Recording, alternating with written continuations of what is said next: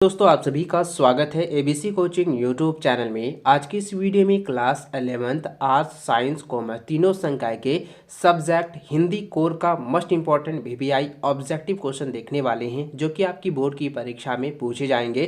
तो सभी छात्र अंत तक बने रहें और आप सभी से रिक्वेस्ट है, चैनल पर नए हैं तो चैनल को सब्सक्राइब करने के साथ बेल आइकन को प्रेस जरूर कर लें। तो चलिए दोस्तों क्वेश्चन की ओर चलते हैं। तो देखिए दोस्तों, सबसे पहला क्वेश्चन खंड क में दिया गया है कि निर्देश में दिया गया है कि निम्नलिखित गद्यांश को पढ़कर नीचे दिए गए प्रश्नों को प्रश्नों के विकल्प को चुनना है। यानी कि दोस्तों ये जो पद्यांश आप लोगों को दिया गया है, इस पद्यांश को आप लोगों को पढ़ना है। जैसे कि आप पद्यांश दिया गया इस समाधि में छिपी हुई एक राख की ढेरी। तो दोस्तों ये जो पद्यांश है ना, इसको आप लोग अच्छे से पढ़ लीजिएगा। चलिए मैं डायरेक्ट इसका आंसर बता देता हूँ। तो देखिए दोस्तों, सबसे पहला सवाल दिया गया है कि कवि किसकी समाधि की बात कर रहा है। तो दोस्तों कवि रानी लक्ष्मीबाई की समाधि की बात कर रही है। ठीक है, तो यहाँ पे ऑप्शन बी इसका सही आंसर होगा।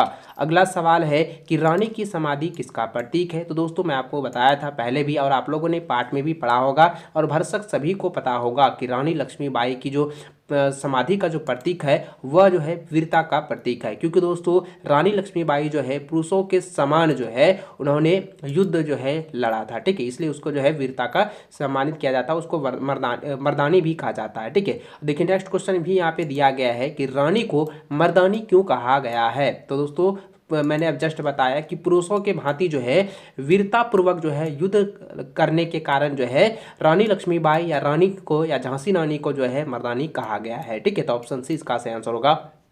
अगला क्वेश्चन देखिए, दिया गया है कि लघु शब्द का विलोम होगा। तो दोस्तों यहाँ पे लौ घमरसु का लघु का अर्थ होता है शिष्य, यानी कि आपका विद्यार्थी। ठीक है, तो इसी का विलोम क्या हो जाएगा, शिष्य का अपोजिट क्या हो जाएगा, यानी कि गुरु हो जाएगा। तो कहाँ पे है, ऑप्शन बी। तो यही आपका आंसर हो जाएगा, ऑप्शन बी हो जाएगा गुरु। ठीक है, इसको अच्छे से याद रखेंगे।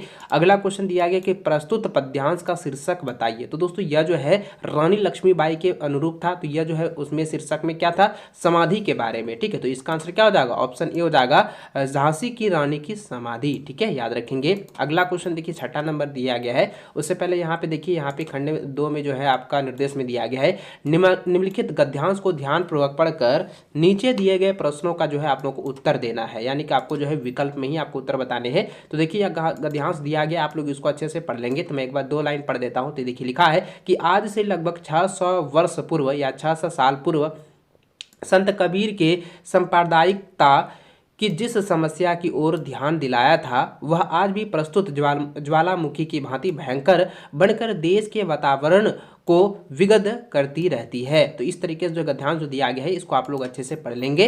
इसका मैं डायरेक्ट क्वेश्चन और आंसर की ओर चलता हूं। तो देखिए इसका पहला क्वेश्चन दिया गया इस गद्यांश का कि देश में व्यापक किस समस्या को ज्वालामुखी कहा गया है। तो इसका आंसर दोस्तों ऑप्शन नंबर डी हो जाएगा, सांप्रदायिकता की समस्या को। ठीक है, इसको अच्छे से आप लोग याद रखेंगे और साथ ही दोस्तों आप इसे प्रिंट करा लीजिएगा। मैं इसका पीडीएफ टेलीग्राम में दे दूंगा। ठीक है, चलिए अगला क्वेश्चन देखिए, 7वां नंबर दिया गया है कि मनुष्य में आपस में भेद होता है। तो मनुष्य में आपस में भेद किस प्रकार से होता है। तो दोस्तों मनुष्य में विचारों एवं भावों की दृष्टि से भेद होता है। तो ऑप्शन बी इसका सही आंसर होगा।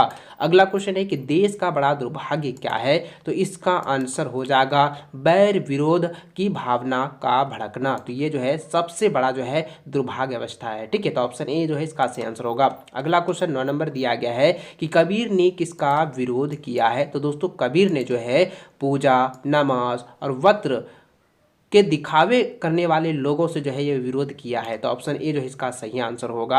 अगला क्वेश्चन है कि प्रस्तुत गद्यांश की उपयुक्त शीर्षक है। तो दोस्तों इसका आंसर क्या हो जाएगा, ऑप्शन नंबर डी हो जाएगा, कबीर की प्रासंगिकता। ठीक है, ऑप्शन नंबर डी इसका सही आंसर होगा क्योंकि दोस्तों इसमें कबीर से रिलेटेड हम लोगों ने इस गद्यांश में पढ़ा है। ठीक है, चलिए अगला क्वेश्चन खंड ख में दिया गया है, जो कि यहाँ पे देख सकते हैं कि 11 नंबर क्वेश्चन दिया है, निम्नलिखित में से कौन सा निबंध का एक भाग है। तो दोस्तों इसका आंसर क्या हो जाएगा, ऑप्शन नंबर ए हो जाएगा, प्रस्तावना। तो ये क्या है, प्रस्तावना एक निबंध का एक भाग है। ठीक है, चलिए अगला क्वेश्चन 12 नंबर दिया है कि निबंध रिक्त स्थान है, उसके बाद साहित्य की एक विद्या है। तो इसका आंसर क्या हो जाएगा, गद्य। ठीक है, यानी कि निबंध गद्य साहित्य की एक विद्या है। तो ऑप्शन बी इसका सही आंसर होगा। अगला क्वेश्चन है कि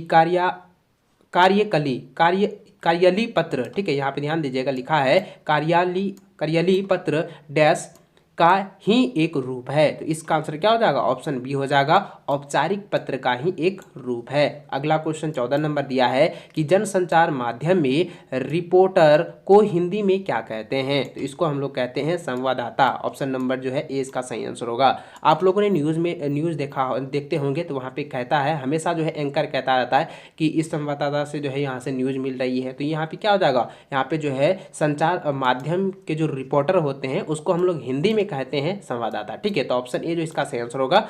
अगला क्वेश्चन 15 नंबर दिया गया है कि समाचार लेखन की शैली कौन सी है? तो इसका आंसर हो जाएगा ऑप्शन बी, उल्टा पिरामिड शैली। ऑप्शन नंबर 20 का सही आंसर होगा।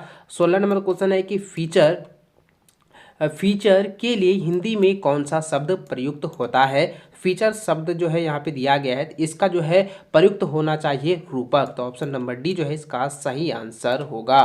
अगला क्वेश्चन है कि जनसंचार माध्यमों के अंतर्गत रेडियो की एक विशेष माध्यम है। तो इसका आंसर हो जाएगा ऑप्शन नंबर सी हो जाएगा, श्रव्य माध्यम है। ठीक है, याद रखेंगे। अगला क्वेश्चन 18 नंबर दिया है कि अमर उजाला समाचार पत्र है। तो अमर उजाला समाचार पत्र ये कौन सी समाचार पत्र है? तो दोस्तों यह जो है वो हिंदी का समाचार पत्र है। तो ऑप्शन ए इसका सही आंसर होगा। अगला क्वेश्चन जो है 19 नंबर दिया गया है कि भारत में टेलीविजन का प्रारंभ कब हुआ? तो दोस्तों आप सभी को पता होगा कि भारत में टेलीविजन यानी कि टीवी का जो प्रारंभ है वह जो है 15 सितंबर 1959 में हुआ था। ठीक है, तो ऑप्शन नंबर ए जो है इसका सही आंसर होगा। इसको अच्छे से आप लोग रट लीजिएगा। अगला क्वेश्चन है कि किसी खास विषय पर सामान्य लेखन से हटकर किया गया लेखन कहलाता है। तो यह जो है वह विशेष लेखन कहलाता है। तो ऑप्शन सी जो है इसका सही आंसर होगा। इसको आप लोग अच्छे से रट लीजिए और दोस्तों इसको अच्छे से आप लोग जो है एग्जाम से पहले तैयार कर लेना और कॉपी में इसको नोट भी करते जाइएगा। ठीक है, देखिए आगे देखिए दोस्तों, यहाँ पे चौथा भाग में दिया गया है निर्देश में कि प्रश्न संख्या 21 से 23 तक निम्नलिखित काव्यांश को पढ़कर पूछे गए प्रश्नों के विकल्प को चयनित कीजिए या चयन कीजिए। तो देखिए यहाँ पे ये जो है कुछ पद्यांश दिया गया यानी कि काव्यांश दिया गया है, जो कि यहाँ पे 4 पंक्ति में दी गई है। पंग घंघरू बांधी मीरा नाची, मैं तो मेरे नारायण सु, अब ही हो गई साची, लोग कहे मीरा भाई बाबरी, न्यात कहे कुलनासी, मीरा ने प्रभु गिरधर नागर सहज मिले अविनाशी। तो यह जो है 4 लाइन की जो पंक्ति दी गई है इसी से रिलेटेड यहाँ पे क्वेश्चन दिए गए हैं। इसको आप लोगों को अच्छे से यहाँ पे देखना है, जो अच्छे से इसको जो है आप लोगों को याद रखना है। इसका आंसर मैं बताते जाऊंगा। देखिए यहाँ पे 21 नंबर जो क्वेश्चन दिया गया है कि प्रस्तुत काव्यांश में रचयिता कौन है? तो देखिए दोस्तों मैंने आपको पहले भी बताया हुआ था कि जितने भी कविता है, कहानी है, निबंध है, उन सभी का रचनाकार का नाम आप लोग लिख लीजिएगा।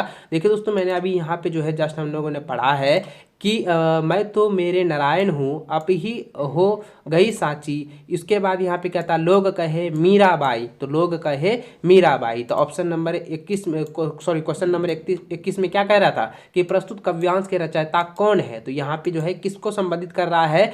मीराबाई को। ठीक है, तो मीरा यहाँ भाई है लेकिन किसको दर्शाया है? मीराबाई को यहाँ पे दर्शाया जा रहा है। तो ऑप्शन नंबर ए जो है इसका सही आंसर होगा। अगला क्वेश्चन है कि विष का प्यासा या विष का प्याला किसके द्वारा भेजा गया? तो इसका आंसर हो जाएगा ऑप्शन नंबर बी हो जाएगा, राणा द्वारा जो है भेजा गया है। ठीक है, आप यहाँ पर देखें इसके गद्यांश में ही डायरेक्ट यहाँ पे दिया गया है। ठीक है, कुलनासी, मीरा के प्रभु गिरधर नागर, उसके बाद है सहज मिले अविनाशी। तो अविनाशी का मतलब क्या होता है? तो अविनाशी का मतलब होता है कि ये क्या विष।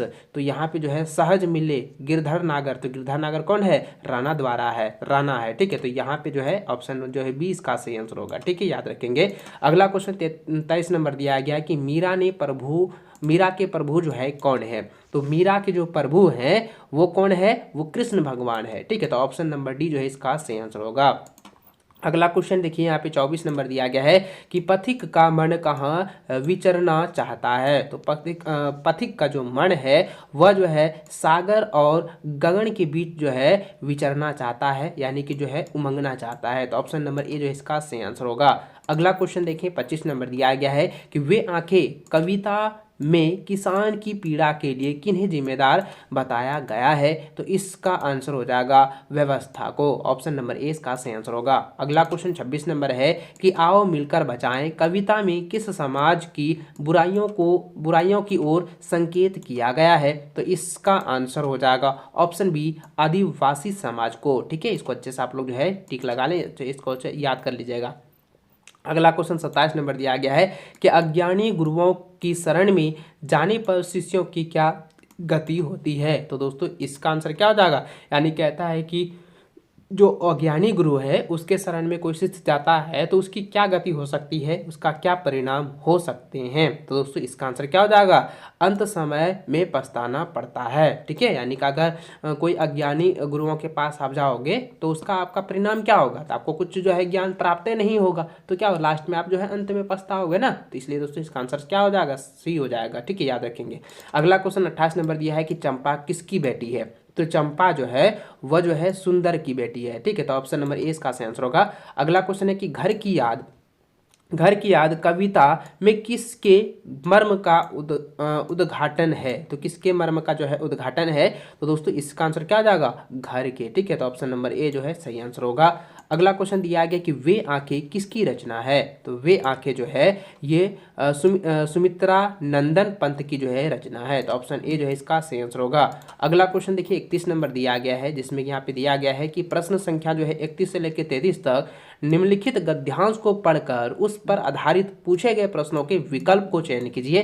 तो देखिए यहाँ पे जो है ना कुछ गद्यांश दिए गए हैं 4-5 लाइन। तो देखिए इसमें क्या लिखा है कि बिछड़न समय बड़ा करुणोत्यापक होता है। ठीक है, करुणोत्यापक होता है, आपको बिछड़ते देख आज हृदय में बड़ा दुख है। तो इस गद्यांश को ना आप लोग पढ़ लेना और इसके मैं डायरेक्ट जो है क्वेश्चन और आंसर बता देता हूं। तो देखिए इसका जो है 31 नंबर क्वेश्चन दिया गया है कि प्रस्तुत गद्यांश किस पाठ से लिया गया है। तो देखिए मैंने आपको पहले बताया था ना, जितने भी गद्यांश होते हैं, जितने भी कहानी पाठ है, सभी को आप लोग जो है अच्छे से देख लेना। तो देखिए यहाँ पे जो है 31 नंबर की क्या हो जाएगा, तो ऑप्शन नंबर ए हो जाएगा, विदाई संभाषण का। ठीक है, तो यानी कि दोस्तों यहाँ पे क्या हो रहा है कि किसी भी ये जो है अपनी बेटी को जो है विदाई कर रहा है, उसी से यहाँ पे रिलेटेड यहाँ पे जो है गद्यांश को दिया गया है। ठीक है, तो ऑप्शन नंबर ए जो है इसका सही आंसर होगा। अगला क्वेश्चन 32 नंबर यहाँ पे दिया गया है कि यह माई लॉर्ड किसके लिए प्रयुक्त किया गया है। तो इसका आंसर क्या हो जाएगा, लॉर्ड कर्जन के रूप में। ठीक है, तो ऑप्शन बी इसका सही आंसर होगा। अगला क्वेश्चन है कि बिछड़न समय तपादक, ठीक है, करुणोत्पादक होता है। तो करुणोत्पादक होता है क्योंकि, तो इसका आंसर क्या हो जाएगा, ऑप्शन ए हो जाएगा, बिछड़ने से दुख होता है। करुणोत्पादक का मतलब क्या, बहुत दुख होना, तड़पने लगाना। ठीक है, जैसे कोई चीज़ आप लोगों आपका पूरा प्रिय है और अचानक से वो बिछड़ने लगेगा तो क्या होगा, मन में दुख होगा कि भाई कैसे बिछड़ रहा है। ठीक है, तो इसलिए दोस्तों यहाँ पे इसका आंसर क्या हो जाएगा, ऑप्शन ए हो जाएगा। अगला क्वेश्चन जो है 34 नंबर दिया है कि मियाँ नसरुद्दीन किस विद्या की रचना है, विदा की रचना है। तो ऑप्शन नंबर जो है इसका सी सही आंसर होगा, स्मरणात्मक शब्द चित्र। ठीक है, ऑप्शन नंबर सी इसका सही आंसर होगा। अगला क्वेश्चन 35 नंबर दिया गया है कि 8 करोड़ प्रजा के गिराकर विच्छेद ना करने की प्रार्थना पर अपने जरा भी ध्यान नहीं दिया, यह किस ऐतिहासिक घटना की ओर संकेत किया गया है। तो इसका आंसर क्या हो जाएगा, ऑप्शन बी हो जाएगा, बंगला विभाजन यानी कि बंगाल विभाजन। ठीक है, ऑप्शन नंबर बी इसका सही आंसर होगा। अगला क्वेश्चन दिया गया है कि अप्पू के भाई 2.5 साल स्मरण किस फिल्म की शूटिंग के अनुभवों से संबंधित है। तो इसका आंसर क्या हो जाएगा, ऑप्शन ए हो जाएगा, पथेर पंचाली। ठीक है, ऑप्शन नंबर ए सही आंसर होगा। अगला क्वेश्चन देखिए 37 नंबर दिया गया है कि अखबार नवीस का अर्थ है, अखबार नवीस का अर्थ क्या होता है, तो ये होता है पत्रकार। तो ऑप्शन नंबर जो है बी सही आंसर होगा। अगला क्वेश्चन 38 नंबर दिया है कि गलता लोहा कहानी के लेखक हैं। तो इसका आंसर क्या हो जाएगा, ऑप्शन नंबर सी हो जाएगा, शेखर जोशी हैं। ठीक है, याद रखेंगे। अगला क्वेश्चन 39 नंबर यहाँ पे दिया गया है कि आत्मा का ताप किस विद्या की रचना है। तो आत्मा की ताप जो है विद्या की रचना जो है वो है आत्मकथा। ऑप्शन नंबर जो है डी सही आंसर होगा। अगला क्वेश्चन है कि प्रेमचंद का जन्म कब हुआ। तो देखिए ये काफ़ी इंपॉर्टेंट क्वेश्चन है, इसको आप लोग अच्छे से रट लीजिएगा। तो प्रेमचंद का जन्म जो हुआ था, यानी कि प्रेमचंद मुंशी राम का जो है जन्म हुआ था 1880 ईस्वी में। ठीक है, याद रखेंगे, ऑप्शन सी इसका सही आंसर होगा। अगला क्वेश्चन 41 नंबर दिया गया है कि आलो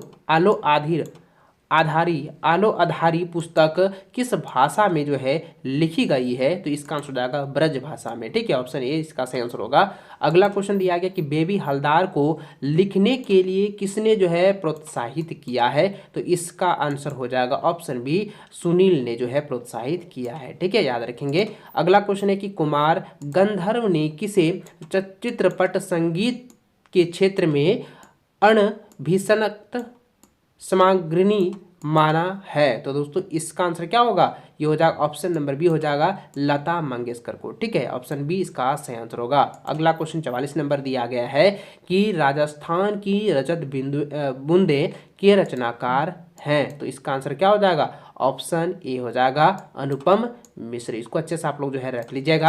अगला क्वेश्चन जो कि लास्टवा क्वेश्चन है, जो 45 नंबर, इसमें क्वेश्चन पूछा गया है कि कुएं को रस्से से बांधने की क्रिया को क्या कहते हैं। इसको कहते हैं चिनाई। ठीक है, चिनाई कहते हैं। ऑप्शन नंबर 20 का सही आंसर होगा। इस वीडियो में मैंने आप लोगों को 45 क्वेश्चन बताए हैं। 45 क्वेश्चन को आप लोग अच्छे से रख लीजिएगा, क्योंकि इस बार भी आप लोगों को 90% प्लस मार्क्स उठाने हैं। आपको अच्छे मार्क्स इस बार भी बोर्ड की परीक्षा में लाने हैं और इस बार भी आपको टॉपर बनने हैं। इसलिए दोस्तों मैं आप लोगों को कहना चाहूँगा कि आप हमारे चैनल को अभी तक सब्सक्राइब नहीं किए हैं तो चैनल को अभी के अभी सब्सक्राइब कर लीजिए और बताए गए सभी वीडियो को, जितने भी इंपॉर्टेंट क्वेश्चन दे रहे हैं, जितने भी ऑब्जेक्टिव क्वेश्चन दे रहे हैं न्यू पैटर्न के आधार पर, मैट्रिक और इंटरमीडिएट वालों का भी मैं सब्जेक्टिव दे रहा हूँ, तो आप लोग अच्छे से आप लोग तैयार कर लेना, क्योंकि इस जितने भी क्वेश्चन मैं बता रहा हूँ इससे जो है 90% जो है आपकी बोर्ड की परीक्षा में टच हो जाएगा। ठीक है, और साथ ही दोस्तों आपका मॉडल पेपर भी पढ़ लोगे तो आपका जो है पूरी तरह से तैयार हो जाएगा। इसलिए दोस्तों चैनल पर नए हैं, चैनल को सब्सक्राइब कर लेना, ताकि आगे भी इसी प्रकार की वीडियो आप लोगों को मिले